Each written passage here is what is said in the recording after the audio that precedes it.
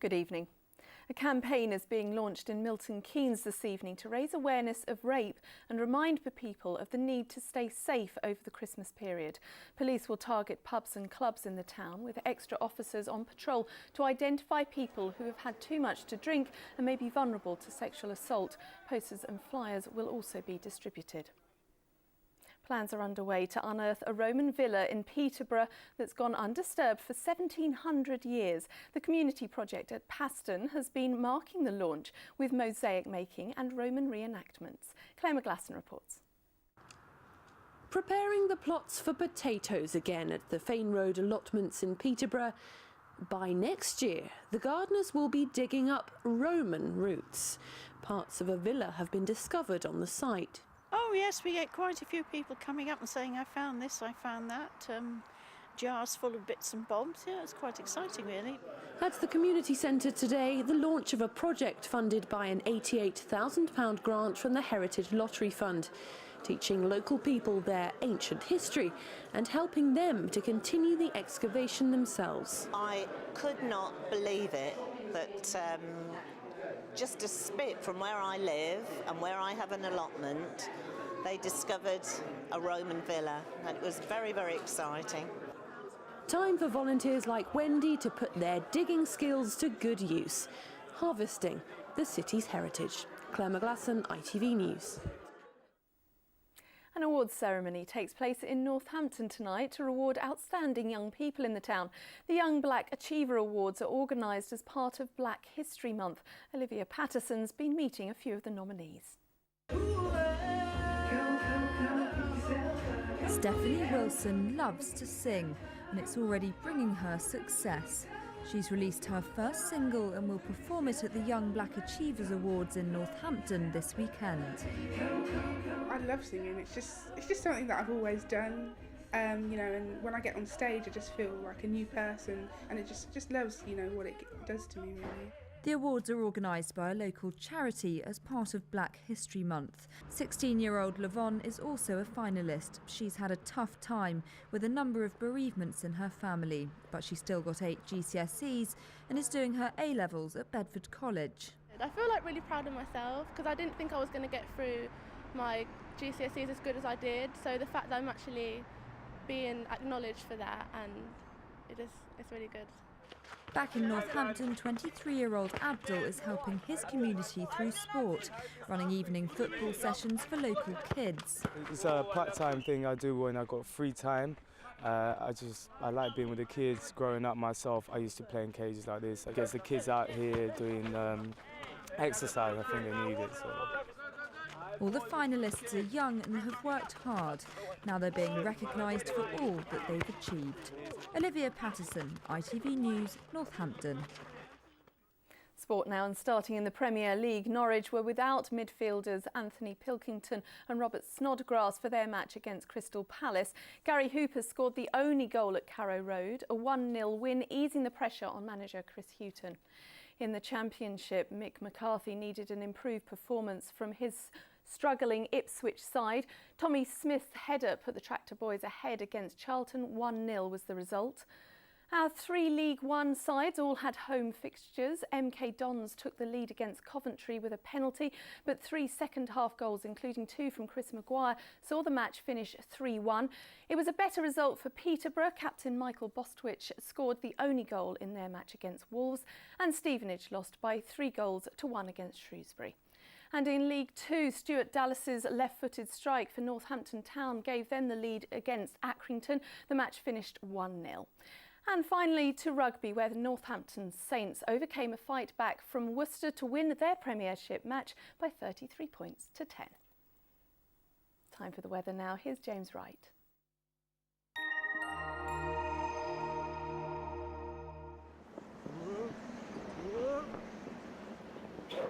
Anglian Home Improvements, sponsors of ITV Anglia Weather. Hello, good evening. We've had plenty of cloud around today. The odd bright spell, and it looks as though it'll be a similar picture through tomorrow. The next few days generally settled.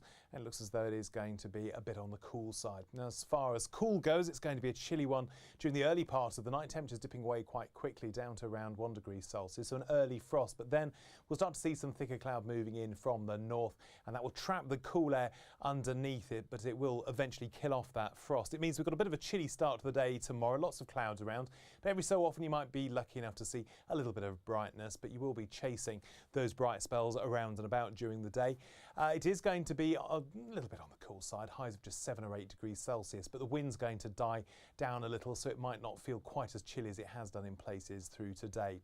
Looking ahead to next week then, bit of a dreary mix, I'm afraid to say. Lots of cloud around, but the winds are going to be light and variable. Temperatures a little bit below where they ought to be for the time of year, with highs of around 6 or 7 degrees Celsius.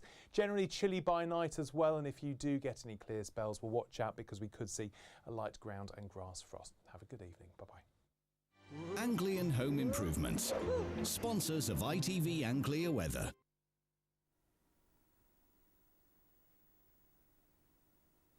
And that's all from us for now. We'll be back tomorrow at around 6:30. We hope to see you then. But from all of us here on the Weekend Team, have a lovely evening and a great weekend. Bye-bye.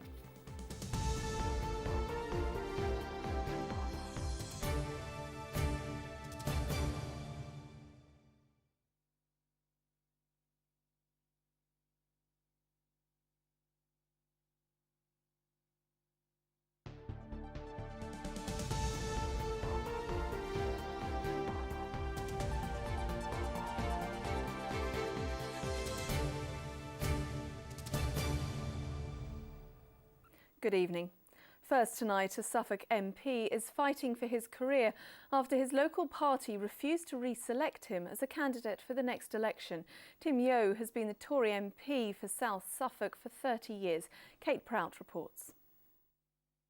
It's been an eventful month for the South Suffolk MP. Earlier in November, he was cleared of any wrongdoing by a cross-party standards committee, following a Sunday Times investigation claiming he offered to lobby ministers for a business associate. He might have done nothing wrong, but the allegations have tarnished his reputation.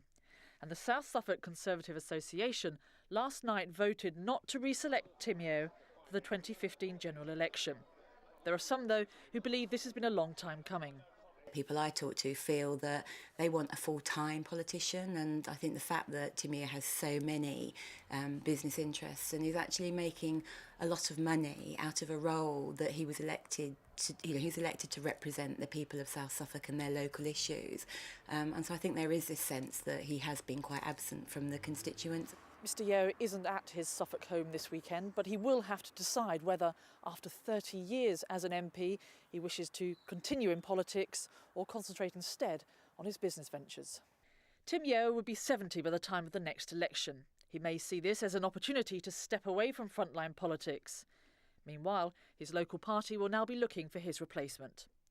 Kate Prout, ITV News, Suffolk. The former film star Jean Kent has died at the age of 92. Ms Kent was injured in a fall at her home in Westhorpe in Suffolk on Thursday. She was taken to the West Suffolk Hospital but died this morning. She was one of Britain's top box office stars in the 1940s and 50s and acted alongside Marilyn Monroe, Michael Redgrave and Laurence Olivier. A couple of years ago, she spoke to us about her career. I always used to say when they opened a script and saw girl appears in cami knickers, they used to send for me. And I brought home a new script to do, and my mother said, I do hope this is a cheerful one. I'm so tired of you mooning around the house. Two soldiers based in Swanton Morley near Norwich are preparing to race across the Atlantic Ocean in what's been called the world's toughest rowing race. Liz Summers reports. The calm before the storm. Team Row to Recovery look relaxed as they do their final preparations before setting off on the Whiskey Atlantic Challenge on Monday. 16 teams from Australia, Sweden and the UK will row 3,000 nautical miles across the Atlantic Ocean, from the Canary Islands to Antigua. They'll row in shift patterns 24 hours a day for around 6 weeks, burning up to 8,000 calories a day. Captain James Kyle and Trooper Cale Royce, both based at Swanton Morley near Norwich, are both taking part. Kale lost both his legs after stepping on an IED in Afghanistan last May. You can't stop. You've got to find the next challenge. You have to motivate yourself. You're still alive. You can't quit at this point. There's going to be a couple of scary moments, no doubt, but I think we'll enjoy it the whole way. And it's a good team that'll look after each other. We know how to take care of each other. They'll have to overcome tropical storms, sleep deprivation and sweltering heat. But the ultimate challenge is to raise as much money as possible for Help for Heroes. Liz Summers, ITV News. Sport now, and starting in the Premier League, Norwich were without midfielders Anthony Pilkington and Robert Snodgrass for their match against Crystal Palace. Gary Hooper scored the only goal at Carrow Road, a 1-0 win, easing the pressure on manager Chris Hughton. In the Championship, Mick McCarthy needed an improved performance from his struggling Ipswich side. Tommy Smith's header put the Tractor Boys ahead against Charlton. 1-0 was the result there. In League One, Colchester went behind to Tranmere Rovers thanks to 2 goals from Ryan Lowe. Clinton Morrison grabbed a late goal for Colchester, but the match finished 2-1. And in League Two, Kevin Hust put Southend United ahead against Cheltenham, but an injury time penalty from Matt Richards ensured the points were shared. Weather time now, here's James Wright.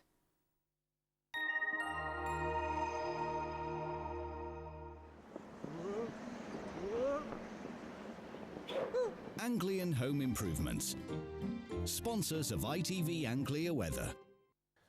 Hi there, good evening. We've had some sunny spells around, but it has been mainly cloudy. In the next few days, we'll see a lot of clouds spilling down across the region. At least it's going to be dry. Unfortunately, it is going to remain on the chilly side. Now, as far as this evening and overnight goes, temperatures actually dipping away quite quickly. We might see a bit of an early frost with temperatures getting down to around 1 degree Celsius, but then thicker cloud moves in from the north, and that'll sort of trap the cold air underneath it. And what that means is that we will be waking up to a lot of cloud during tomorrow morning. The odd bright spell here and there. It's not going to necessarily be wall-to-wall clouds, but unfortunately there won't be much of the bright stuff around, just the odd spell just drifting around the region as we head through the day.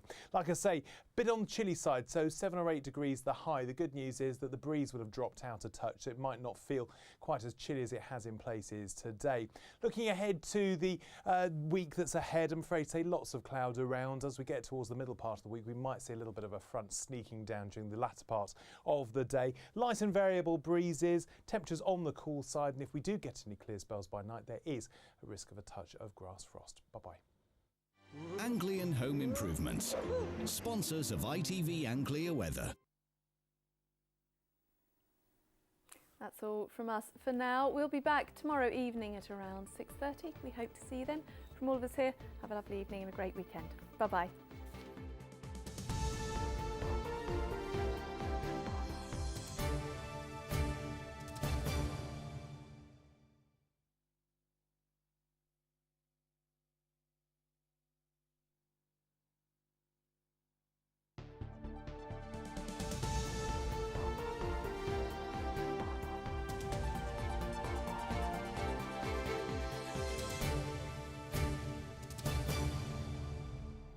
Good evening.